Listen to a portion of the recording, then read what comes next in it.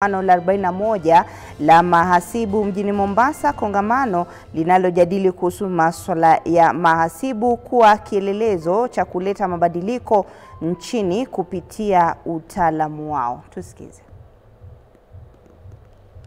Every sector have a unique opportunity, and I would argue a moral obligation to shape the future. You not only have an opportunity, but you have a moral obligation to shape the future as a professional. So fellow professionals, as we stand at the crossroads of a rapidly evolving global economy, sustainability is no longer just a buzzword of a distant ideal. It is a fundamental pillar of today's decisions that will impact tomorrow's generations. So in our national development plans, the pursuit of sustainability aligns with our Vision 2030 and the Sustainable Development Goals, SDGs, which emphasize inclusive growth, environmental preservation, and social equity. As professionals, you are not just advisors, you are not just consultants, you are not just specialists in your respective fields. You are the architects of our future. You are the ones who will help drive the transformation needed for a sustainable, resilient, and equitable world. And this responsibility cannot be underestimated. So this issue of sustainability cannot just remain a talk. We must begin positioning professionals as change ambassadors. So positioning professionals as change ambassadors calls for a conscious shift in how we see ourselves and our roles, a paradigm shift, complete one. We must move beyond the traditional confines of our disciplines and embrace a broader sense of purpose that focuses on economic outcomes, social impact, and environmental stewardship. As professionals, you are ideally positioned to influence the direction of organizations, industries, and governments where you work. Whether in finance, engineering, law, or healthcare, or any other sector, your decisions can have far-reaching implications for adopting sustainable practices and shaping policies. Now I want to speak to the role of government and policy in sustainability. What is our role as a government, more particularly the executive? As a cabinet secretary, I can assure you that the government of Kenya is committed to integrating sustainability into our national policies and development strategies. Our economic recovery and growth agenda hinges on our ability to build a sustainable economy, one that is resilient to external shocks, inclusive of all citizens, and attuned to the needs of future generations. And those are provided in our Constitution, Article 201, Principles of Public Finance. Kenya is actually a party to the United Nations Framework Convention on Climate Change, its Kyoto Protocol, and the Paris Agreement. Over the last decade, considerable efforts have been made in Kenya to mainstream climate change considerations into the country's plans, policies, strategies, projects, and programs. So the National Policy on Climate Finance and the Climate Change Act of 2016 provide mechanisms for mobilizing, tracking, and reporting on climate finance. The National Treasury has also made some progress towards enhancing the tracking and reporting of climate finance in Kenya through the development of climate change budget codes, climate public expenditure and budget review, and the first Kenya Climate Finance Landscape Report of 2021. To this end, the National Treasury, through the support of the FLOCA program, is looking to procure a local data analyst consultant to support climate finance, tracking, and reporting.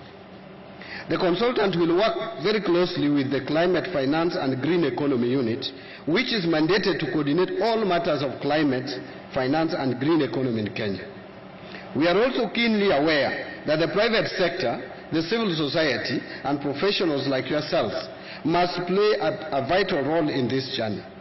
So the National Treasury in collaboration with other government departments and agencies, is continuously striving to create an enabling environment for sustainable investment, economic diversification, and job creation. However, these goals cannot be achieved without the active participation and leadership of professionals in the public and private sectors. So I want to speak a little about the future of sustainability, the challenges and opportunities available.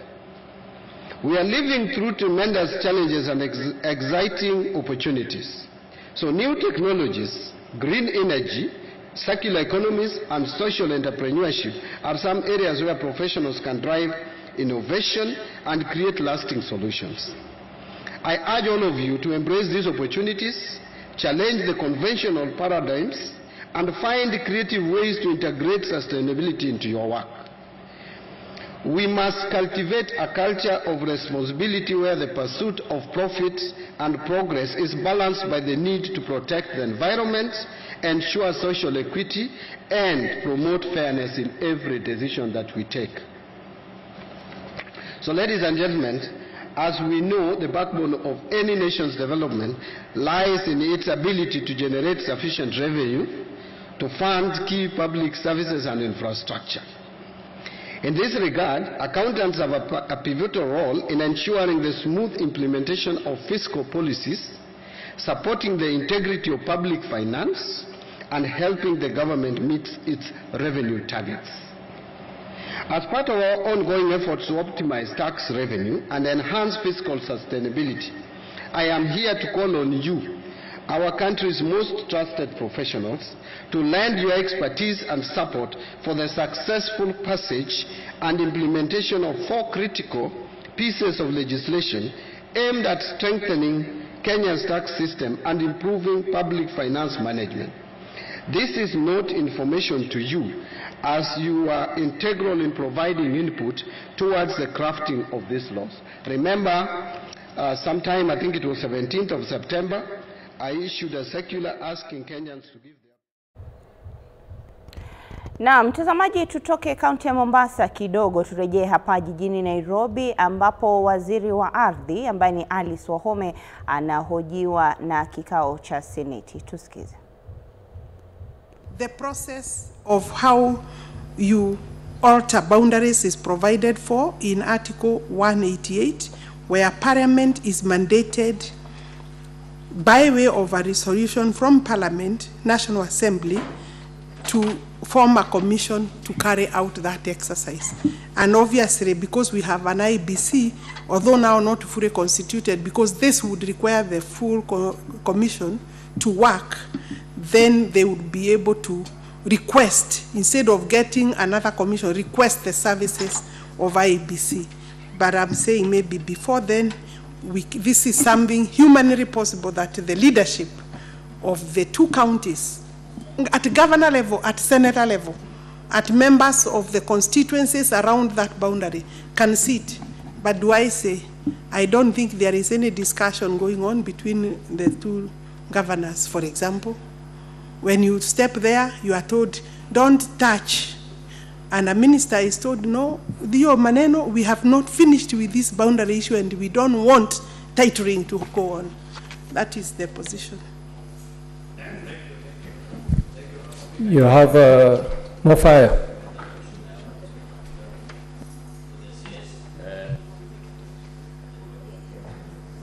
Honorable Speaker. Use the mic next to you. More fire.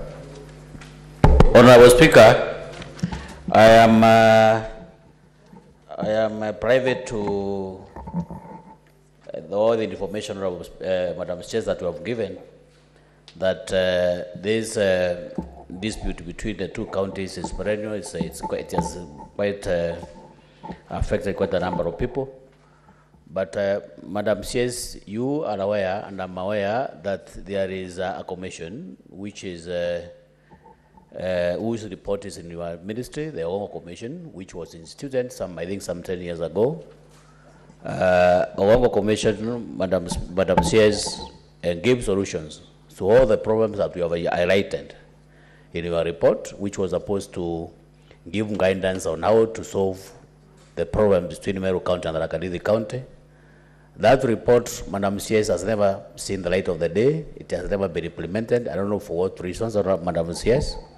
And that report, Madam CS, can be a very, very serious, strong guide to guide you as a minister, to your officials, to address those problems you have just written in your report, Madam CS. Because, Madam CS, I have also captioned in your report D, where you have stated you have stalled education schemes due to boundary dispute between Meru and Tharaka counties. This is the education section, which is Turima, Karocho, and Mukodima. Madam CS, this commission fully addresses the way forward on those 3 education sections. So, Madam CS, I don't know whether you would be private to that report. You give this House why this Ogongo Commission has never been made public and why it has never been implemented close to 15 years down the line.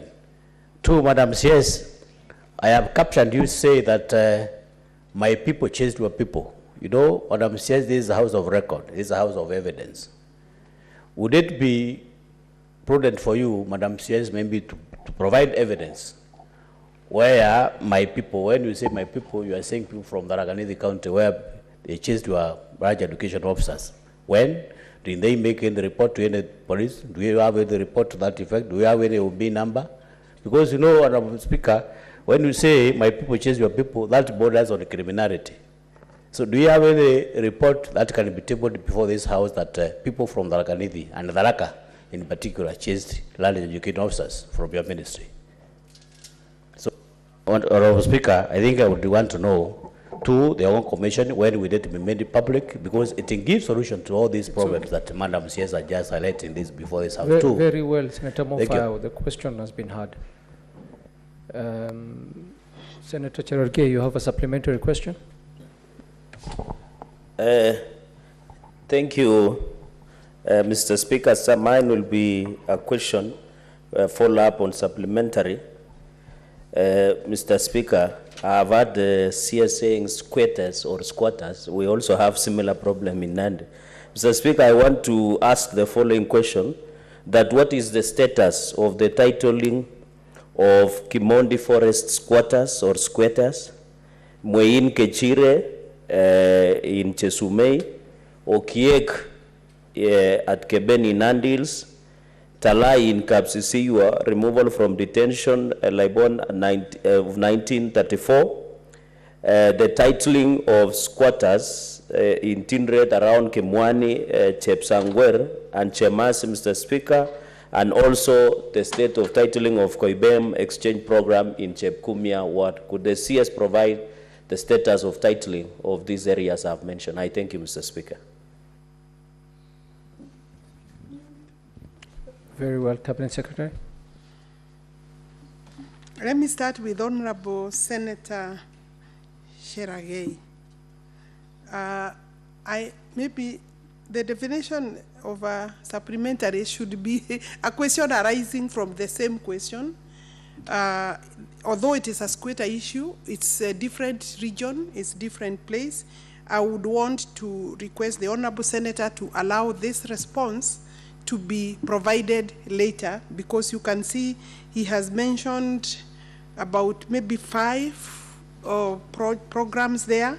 I can have this filed to the Senate for him to read, and if it is not sufficient, he can contact me, or if there is action needed, we can look at it. I have my Director of Settlement here with me, and he will start work on it immediately. There is a report, Honorable Senator, from Tharaka that he has referred to. Yes, the report was filed, it's completed.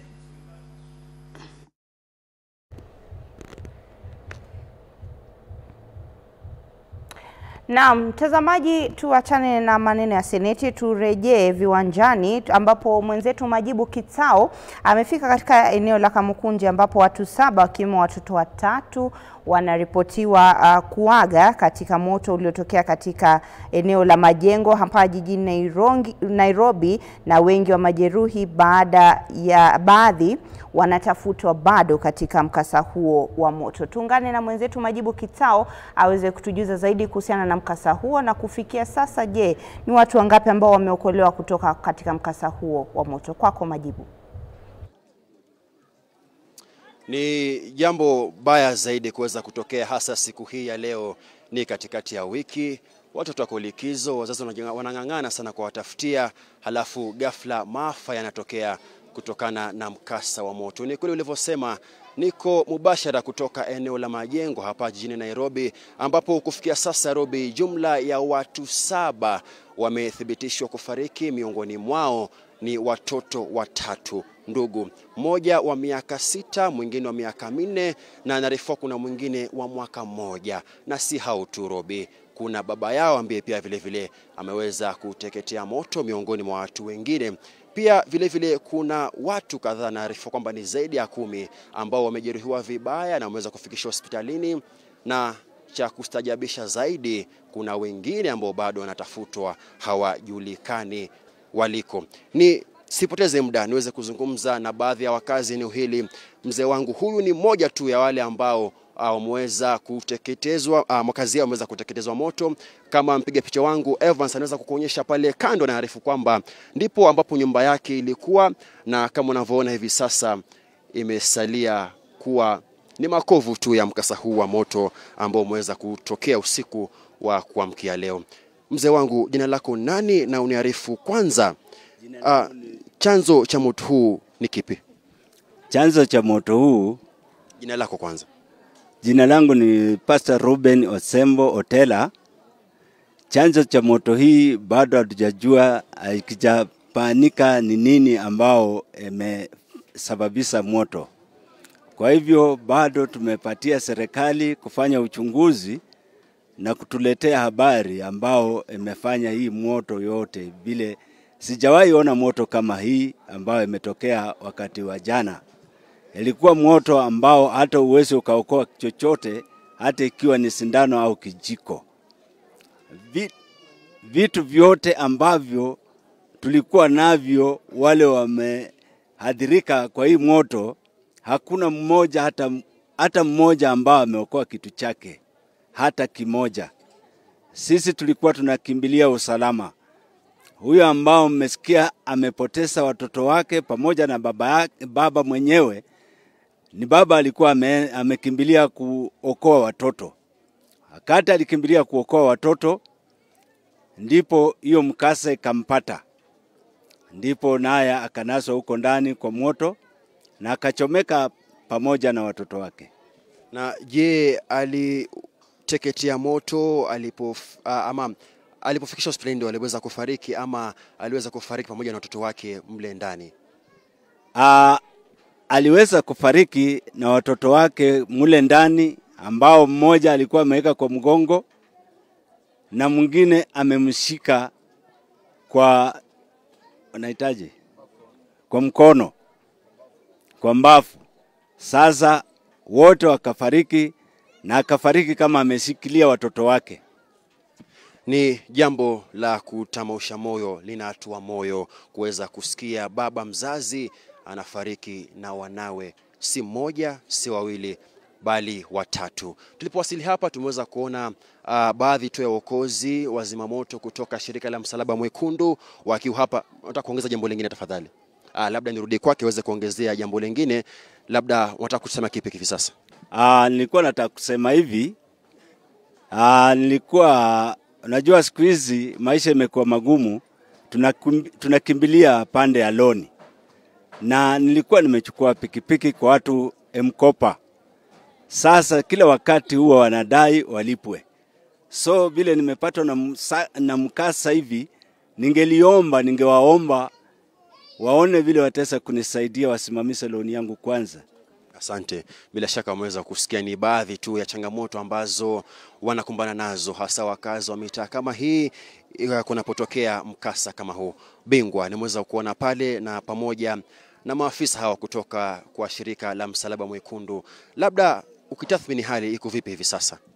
Kusema kweli mimi naitwa Geoffrey Mondi Nyage. Mimi ni mkaji hapa Majengo. Kusema kweli jana tuko na machungu. Jana hii moto ilianza saa 12:45 ndio moto ilianza na watu wamekufa. Kusema kweli jana tulishinda tukitoa watu hapo saa 5 hivi ya usiku, tulitoa mwili kama 7 hivi. Kwa hivyo walipelekwa muchari na kuna wale watu wengine bado wako hosi. Na wale ambao bila shaka wako hospitali hivi sasa unakadiria idadi ya kama watu wangapi? Jana kwa ambulance kule waliweka watu mama moja na mtoto mdogo anaitwa Yusufu, ambapo hatujui sahihi yako aje, but tutajua kutoka kwa wenye walienda kutembea hospitali wajarudi. Kwa hivyo sisi tuko na shida. Juu hata ukiangalia babake Yusufu mwenyewe hiyo kifo ilimpata tu kama anajaribu kuokoa watoto wake. Alikuwa anajaribu kuokoa watoto wake, ndio kurudi kwa stairs imejaa moshi, hangeweza kutoka. Lakini amejaribu, hata vile tulikuwa tunamtoa hapa akiwa marehemu, alijaribu kuokoa watoto, lakini vile ilishindikana juu ya kulingana na moto, alafu ni mabati pia, washaelewa. Kwa hivyo sasa watu wa huku tunaomba msaada. Kama serikali wanaweza weka fire karibu na hapa, waweke ili tusaidie watu wengine. Tuko na hiyo shida ya moto ndugu yangu. Muangalie vile mtasaidia familia. Ni vibaya kama familia moja inapoteza watoto 3 kwa nini moja. Sisi hatujafurahia. Asante bingwa. Labda Robi niweze tu kukutembeza, niweze kukuonyesha jinsi hali ilivyo hapa eneo la Majengo hapa jijini Nairobi. Watu ni wengi wameweza kuwasili hapa. Hawa ni wakazi tu ambao wengi kabisa bila shaka hawana makazi hivi sasa. Makazi yao yameweza kuteketea moto. Kama ulivyosikia, baadhi wanasema kwamba wamepoteza kila kitu.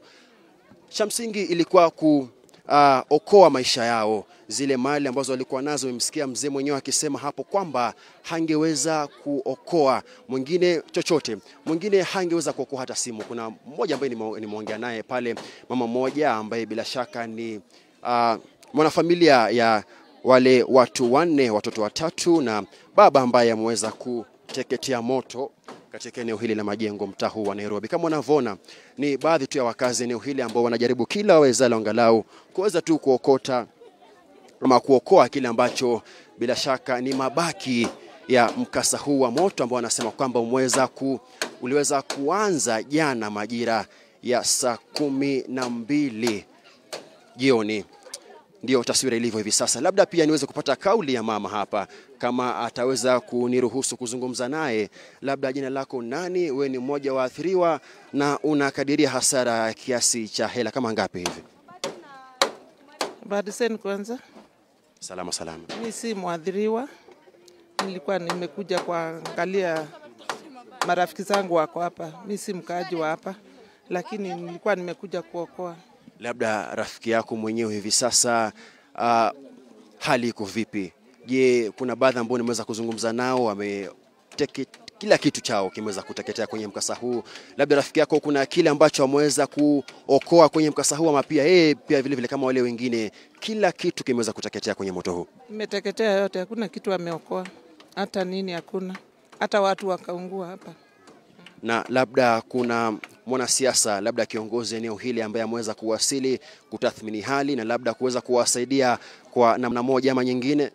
Alikuwa hapa. Nani huyo? Anaadhiriwa. Alikuwa ametumwa na Yusuf. Yusuf ni mwakilishi wa eneo hili? Asante. Pia vile kama unavyoona wanajaribu tu kubambanya angalau kuweza kurejesha makazi haya. Labda jioni hii ya leo baadhi ya wanafamilia ambao hawana makazi waweze kujistiri angalau usiku wa leo, kwa maana arifiwa kwamba kuna wengi ambao vile wameweza kulala nje kutokana na mkasa huu wa moto ambao umeweza kufanyika eneo hili. Kumbuka kwamba ni msimu wa mvua na kilio chao wakazi eneo hili ni kwamba serikali iweze kuwasaidia angalau kwa namna moja ama nyingine, kama ni msaada wa chakula ama kurekebisha makazi eneo hili. Kumbuka kwamba Robi si mara ya kwanza kwa visa kama hivi kuweza kutokea, hasa katika mitaa ya mabanda. Mara nyingi vyanzo vya moto huu huwa hakijulikani, na labda bila shaka kikubwa kwa wakazi wa eneo hili la Majengo angalau ni kuweza tu kuweza kuona kwamba chanzo cha moto huu kinaweza kubainika na wanaweza kupata msaada ambao wanalilia kutoka kwa serikali. Upande huu mwingine pia vile vile ni eneo ambalo pia vile vile moto uliweza kuwasili eneo hili na ukaweza kuteketeza takriban kila kitu kabisa.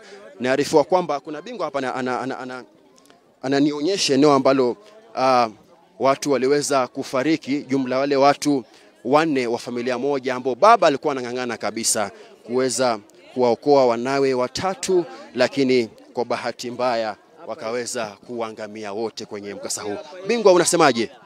Hawa walikufia hapa hivi usiku. Moto ilitokea bahati mbaya. Wakakufa kwa melala. Hawa ni tofauti na wale wa 4 wale familia moja. Hao ni tofauti. Wengine walikufia hapa hivi, hapo mahali tumesimama hapa tu. Hapa hivi moto ilitokea, sijui ilitokea wapi. Si hatuelewi. Labda bingwa, sasa kilio chenu kwa serikali ni kipi? Kwa maana mara nyingi moto unatokea na chanzo hakijulikani. Watusaidie. Moto ikitokea sisi tunajaribu vile tunaweza, lakini wao wanachelewa kuja kuzimisha hiyo moto. Asante. Ni kauli za wakazi eneo hili la Majengo.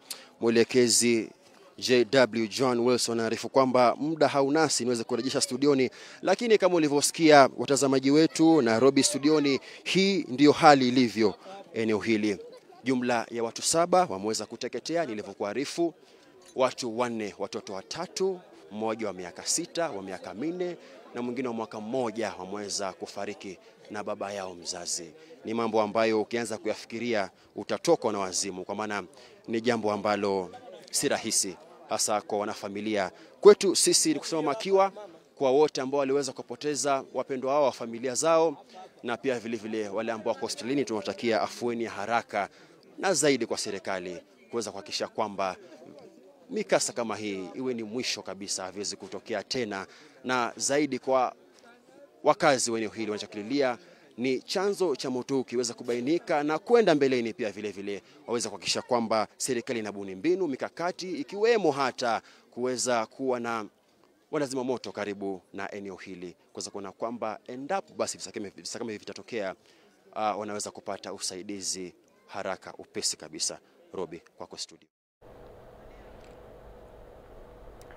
Naam, bila shaka tunatuma rambirambi kwa familia zilizopoteza wapendwa wao, na vile vile wito ukiwa unatolewa tu kwa serikali kuweza kuweka mikakati ya kuzuia mikasa kama hii kuweza kufanyika katika siku za usoni, na kiwataka tu iwapo mikasa kama hii inatokea basi kuwepo na uwezekano wa wale wadau husika kuweza kufika mapema ili kuokoa maisha. Mtazamaji, ni taarifa ambayo tutaifuatilia kwa ukaribu. Tutakuwa tunakuletea taarifa hiyo katika taarifa zetu za baadaye kidogo, lakini kwa sasa tunaelekea mapumziko mafupi. Tukirejea ni mengi zaidi hapa ndani mchipuko wa K24. Usiende mbali.